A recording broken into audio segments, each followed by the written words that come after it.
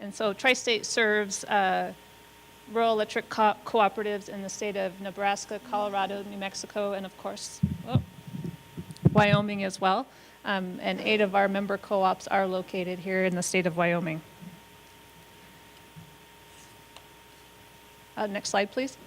So this is a overview of the footprint of the Mountain West Transmission Group. Our goal is to create a single multi-company transmission tariff and explore potential day 2 market alternatives.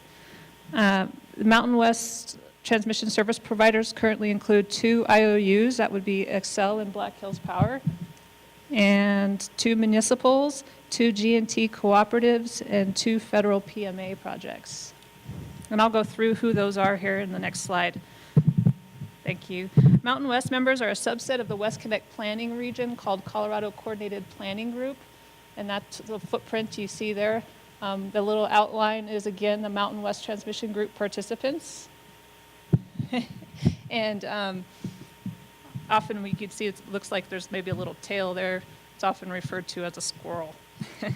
And this currently includes 7 parties with 9 transmission tariffs.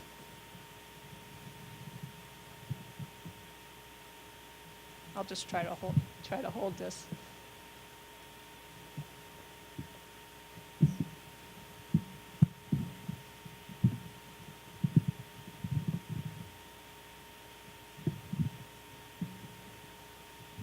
Maybe I'll just lean down. Yeah, okay.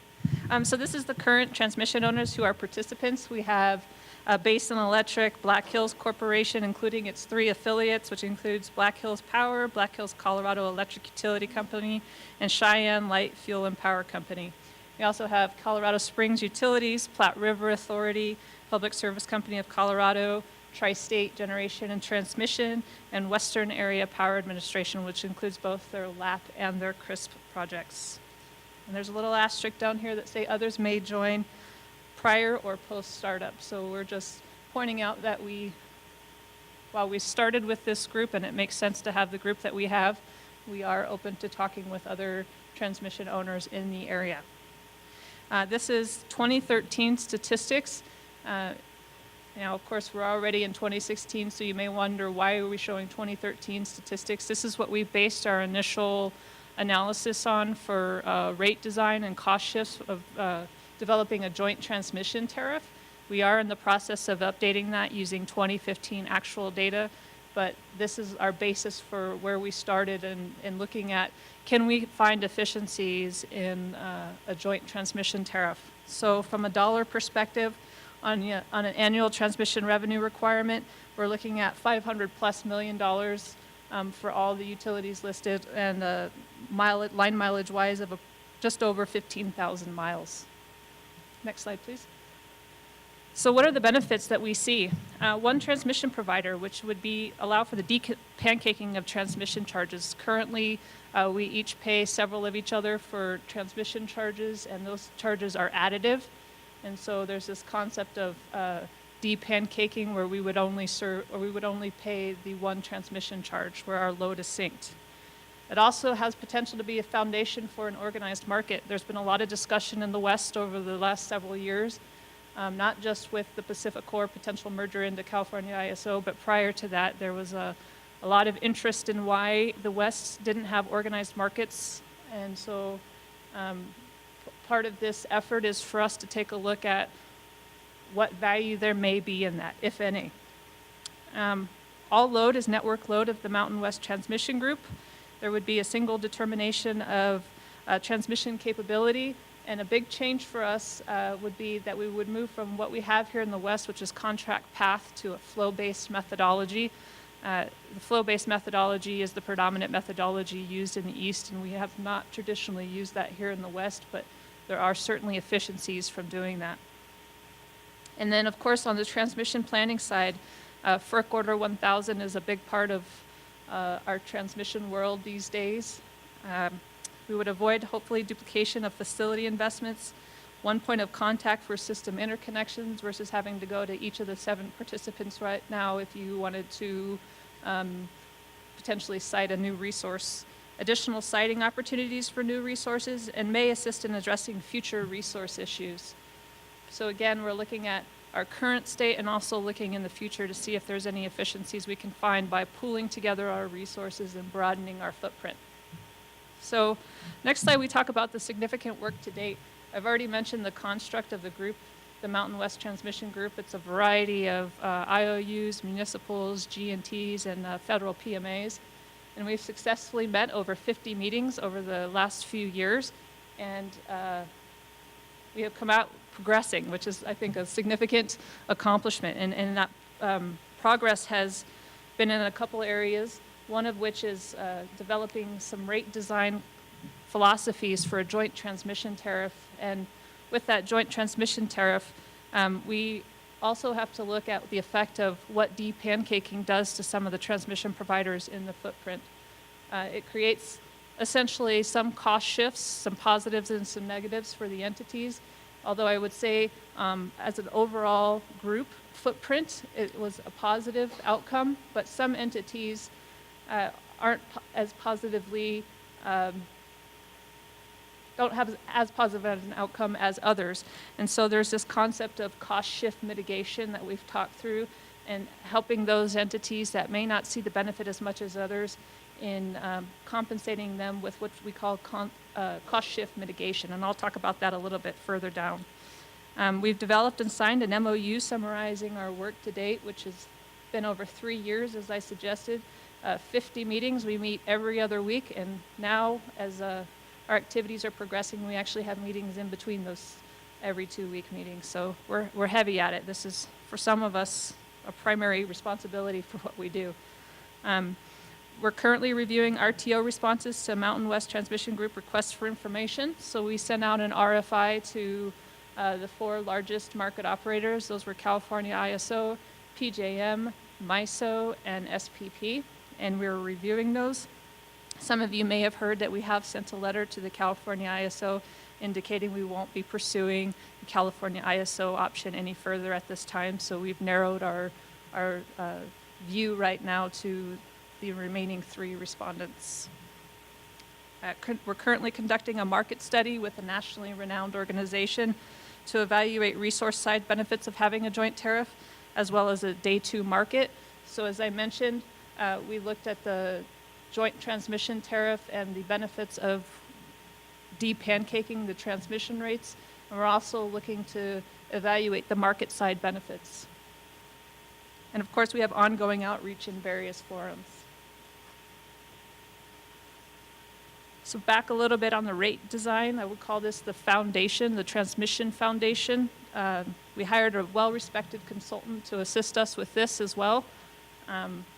There's 8 zones. There's this concept of pricing zones, or pricing zones that we've developed. It's similar, if you've heard of SPP, they have pricing zones, and so that's what we've split ourselves into. Each transmission owner is a zone except tri-state, and you may ask yourself why, and we've done several iterations. We did a postage stamp look. We did several license plate zone looks, looking at different ways to parse the load and the transmission dollars that are associated for the facilities associated with that load.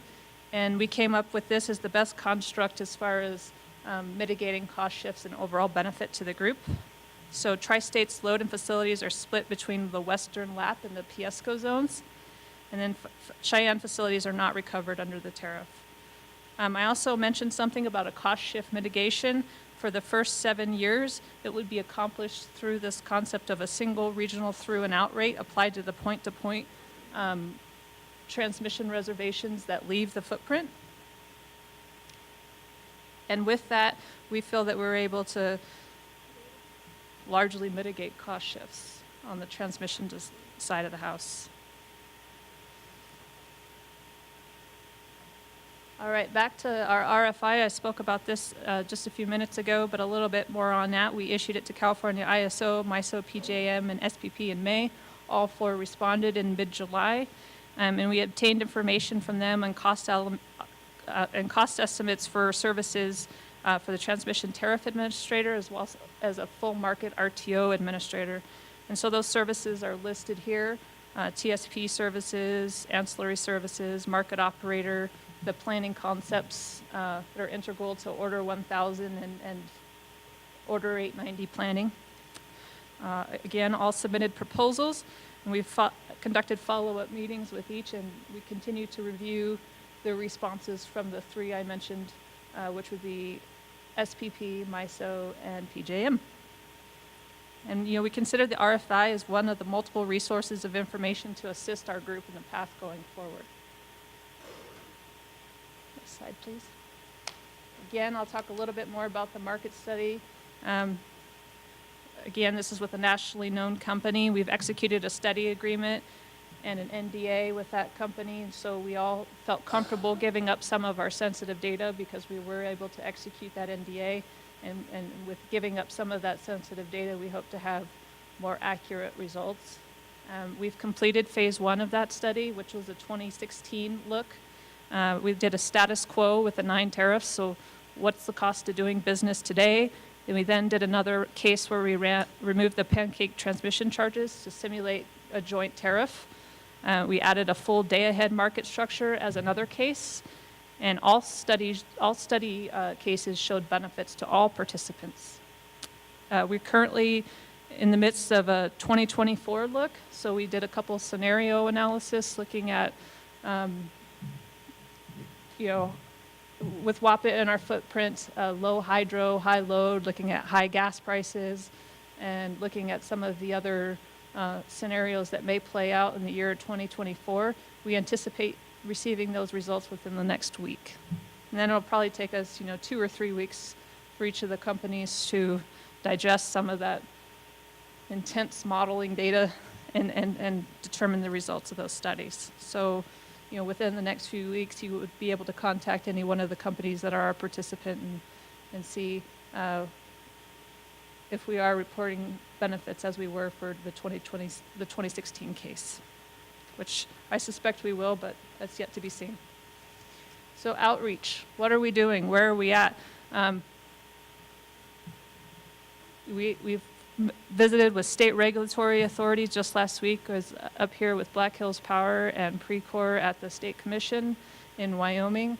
We're also visiting with the Colorado Commission along with Black Hills, Tri-State is along with Black Hills and Public Service Company of Colorado.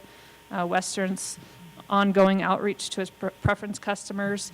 We have, of course, outreach to our individual constituents, other stakeholder organizations. We've had several individuals who participate in Mountain West Transmission Group speaking at various forums. We, of course, are engaged with the RTOs that I've mentioned before. And also, we have been back to FERC once to talk with them about the concept, and we plan on going once or twice more to talk with them a little bit more about this project that we're pursuing. And that's all I have as far as the presentation. I'd be happy to take any questions if anybody has any. Do you have any questions for Mary? Okay.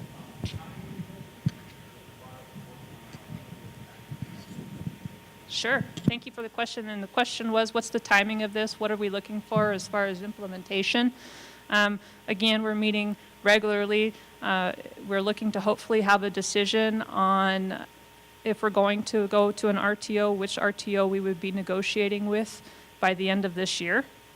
And then assuming that we are able to progress through those conversations, of course, this is our opportunity to shape what we may have as our relationship with that RTO. We don't feel we're necessarily defined by what the existing construct of each of the RTOs is, and they've actually indicated to us in their RFI responses that there is some opportunity for regional flexibility for Western entities. And so we would hope to keep those discussions going with them actively at the beginning of 2017 with a potential market implementation in early 2019. Hello. Quick question for you, and I may be getting out of your area of expertise, but just was wondering if you had an idea of the total amount of customers or megawatts served within the footprint that you're looking at. That's a very good question, and I'm not sure. For Tri-State, I can only speak to Tri-State with any certainty. Of course, we have 1.5 million customers across a 4-state region, and this includes almost all of that territory, with the exception of the majority of New Mexico. We do include the northeastern part of New Mexico, but there's about roughly 300 megawatts of load down in New Mexico that is not part of this current footprint. But as far as the other entities, unfortunately, I don't have that answer for you, but I can certainly get that answer back to you. You had mentioned earlier that you broke off conversations with Cal ISO, per se. Can you add a little color to that as to reasons why? Sure. And so, there's been a lot going on with California ISO. There's a lot of uncertainty, of course, and with their recent announcement about the fact that they weren't going to be able to get the full RTO out-of-state participation to the legislature this year, we felt like they weren't able to really respond to us in the manner that we were looking to have a response, which is full RTO participation. And so we just took the opportunity to let them know that at this time we won't be pursuing them any further.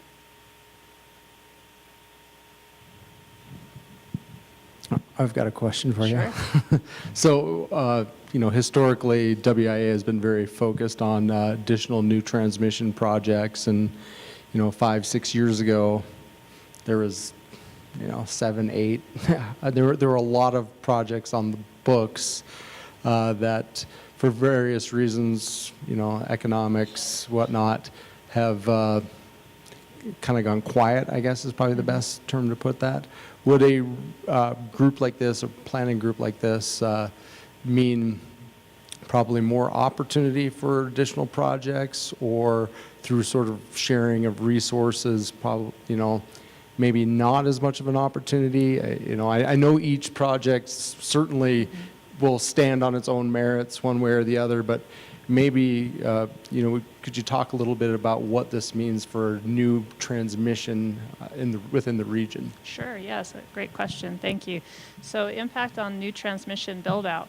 Well, one of the things in the slideshow that I had mentioned is, we think that it'll create additional efficiencies, I would say, in transmission planning, and that we would be able to have, under an organized construct, a single set of rules that we're planning our transmission by.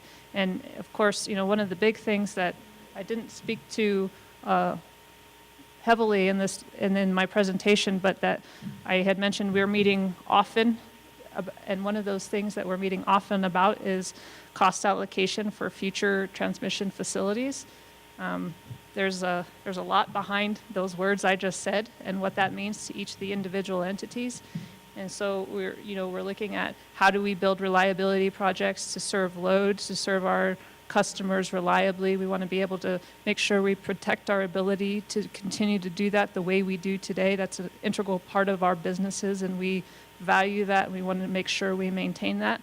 The next is looking at larger scale projects and how will those be developed. And we're looking at existing RTO structures, some of the cost allocation and planning methodologies they use of SPP and MISO and PJM, and saying, okay, here's the parameters they use, whether it be a bright line voltage threshold to cost allocate, whether it be some parameter around cost benefit analysis, and trying to incorporate those to be the best fit for what we have for these entities here on the West. We think we have a real opportunity to work with these RTOs to develop a best fit for the Western footprint. And so I think whether or not it'll lead to more projects, I would be speculating if I answered, but will it lead to efficiencies? I absolutely believe it will. And I guess sort of a follow-up on that is, could you speak a little bit as to what role the Wyoming Public Service Commission would play in that? Because I know they've been very active and vocal with regards to sort of the Pacificor, Cal ISO issues. So what role would the PSC play of that? Have you had any conversations with them, and have they Sure. given any sort of indication as to whether they'd look at something like this favorably? Sure. So let me first say I'm here speaking on behalf of Mary Ann Zehr from Tri-State and not on behalf of the Mountain West Transmission Group. We don't have a governance, so we just sort of speak. and with that understanding that we're not necessarily making a representation on Mountain West Transmission Group. But I mentioned that we did meet. Tri-State and Precor and Black Hills met with the Wyoming Commission last week. My understanding is that Black Hills Power has also met with them previously and also has plans to meet with them again throughout this year. We met with staff last week, and our goal was to try to educate them on what we were looking at, make sure they're in the mix of all the various dynamics that are happening that each company is reviewing. Of course, we're doing that with the hopes that we get each commission, each state that the public utilities operate in, their support on this, and I'm hopeful that that will happen.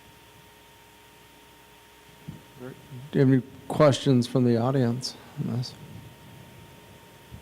Or from my board? I All right. will offer too, I did bring a FAQ sheet and there's plenty here for everybody. I'll leave them in the back there. Please feel free to take that with you. And also leave a couple cards if you have any questions or you want to talk any further, please feel free to give me a call and I'd be happy to talk with you about those. All right. Thank you very much for Thank taking you. the trip up.